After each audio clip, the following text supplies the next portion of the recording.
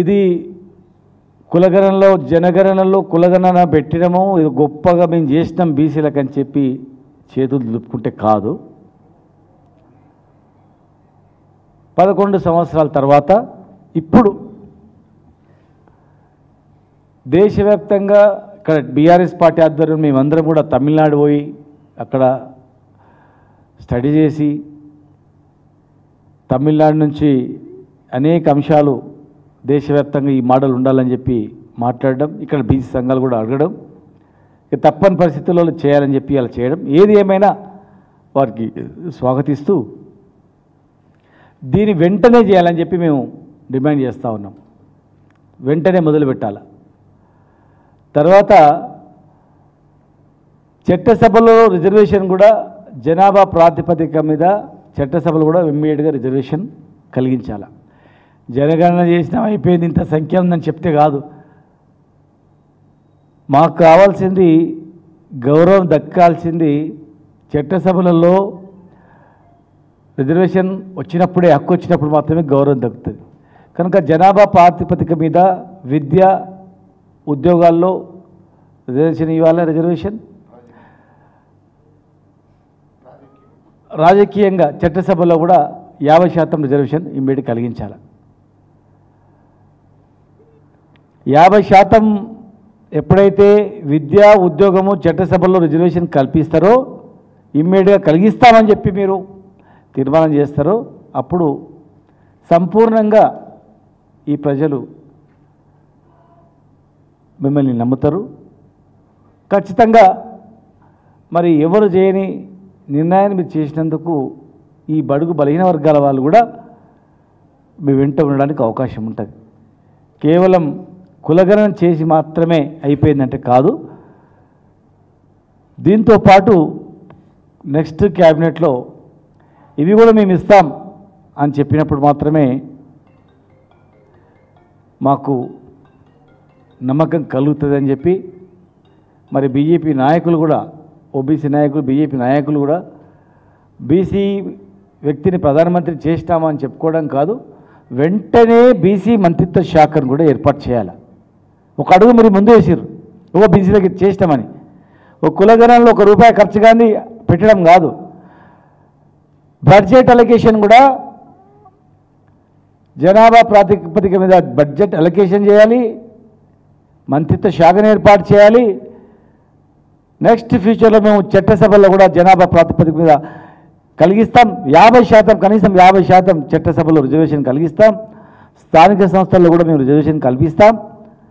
విద్యా ఉద్యోగాలు కూడా మీకు రిజర్వేషన్ కలిగిస్తాం అని చెప్పి ఈ 5 అంశాల మీద వెంటనే ప్రజలకు తెలియజేయాలని చెప్పని మేము డిమాండ్ చేస్తూ ఉన్నాం.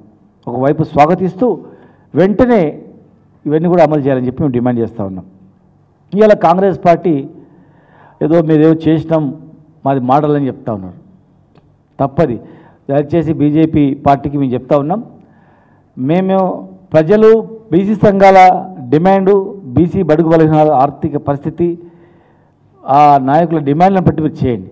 ఎవరి మోడలు? ఇప్పుడు ఏం మోడలు? ఇక్కడ జనాభాను తక్కువ చేసి చూపించిండ్రు, బీసీ జనాభాను తక్కువ చేసి చూపించిండ్రు. మేము 60% ఉండాలా, కానీ 40% తక్కువ చేసి చూపించిండ్రు. ప్లస్ దీన్ని మేము అనడం కాదు, కాంగ్రెస్ ఎమ్మెల్యే, కాంగ్రెస్ ఎమ్మెల్సీ వాళ్ళే బహిరంగంగా చెప్పారు. కాంగ్రెస్ ఎమ్మెల్సీలే బహిరంగంగా వాళ్ళు మాట్లాడినారు, ఆ పార్టీ నాయకులే. తర్వాత ఉట్టిగా ఎన్బరేషన్ చేస్తే అయిపోదు కదా. కామారెడ్డి డిక్లరేషన్లో విద్యా ఉద్యోగాల్లో కూడా రిజర్వేషన్ ఇస్తామని చెప్పారు. విద్యా ఉద్యోగాలలో కూడా రిజర్వేషన్ అనేది. మరి విద్యా ఉద్యోగాల రిజర్వేషన్ ఏమైంది చెప్పాలి. 48 సంవత్సరాలు ఈ భారతదేశాన్ని పరిపాలించడానికి దేశ ప్రజలు కాంగ్రెస్ పార్టీకి అవకాశం ఇచ్చారు.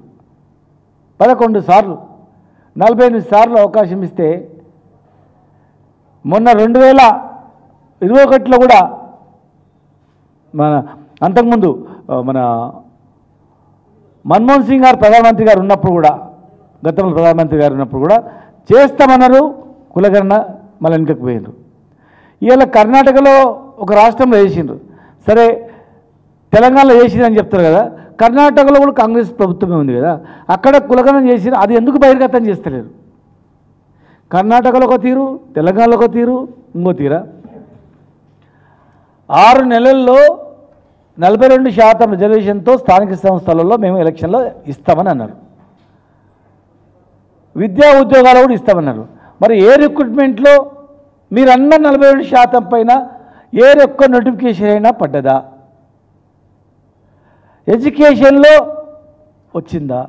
మొన్న జరిగినటువంటి ఎంబీబీఎస్లో కావచ్చు, ఇంజనీరింగ్లో కావచ్చు 42% రిజర్వేషన్ పైన ఎడ్యుకేషన్లో మీద కల్పించిండ్రా? వెంటనే కల్పించని మేము అడుగుతా ఉన్నాం.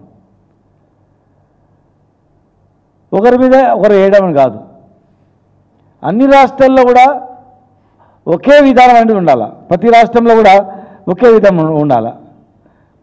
7 జనాభా లెక్కలు వచ్చినాయి 45 సంవత్సరాలు. 7 జనాభా లెక్కల్లో బీసీ జనగణన అనే పేరు రాలేదు.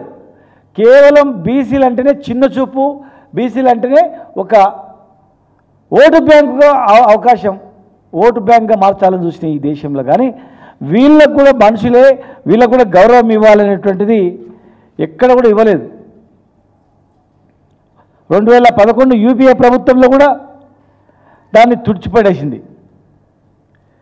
మరి రాజస్థాన్లో ఒకటి, కర్ణాటకలో ఒకటి, తెలంగాణలో ఒకటి ఒక రాజకీయ క్రీడగా మారింది తప్ప వేరే అంశం లేదు.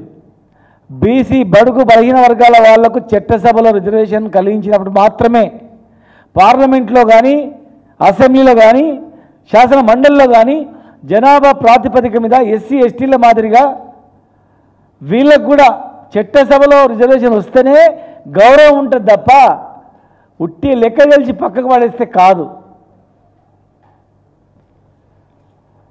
బీఆర్ఎస్ ప్రభుత్వంలో మేము 2014లోనే చట్టసభలో రిజర్వేషన్ ఇవ్వాలని చెప్పి తీర్మానం చేసి పంపించడం జరిగింది. ఉమెన్ రిజర్వేషన్ ఇవ్వాలని చెప్పి తీర్మానం చేసి పంపించడం జరిగింది. స్థానిక సంస్థల్లో కూడా ఇవ్వాలని చెప్పి రిజర్వేషన్ ఇవ్వడం జరిగింది, రిజర్వేషన్ పాస్ చేయడం జరిగింది. 2004లోనే ఉద్యమ సమయంలోనే కేసీఆర్ గారు ప్రధానమంత్రి గారిని కలిసి బీసీ జనగణన చేయాలి, బీసీలకు రిజర్వేషన్ కలిగించాలని చెప్పి ఈ రాష్ట్రానికి సంబంధించినటువంటి బీసీ నాయకులను కూడా మరి అక్కడ పంపించడం జరిగింది. తీసుకుపోయి వాళ్ళకి పరిచయం కూడా చేయడం జరిగింది.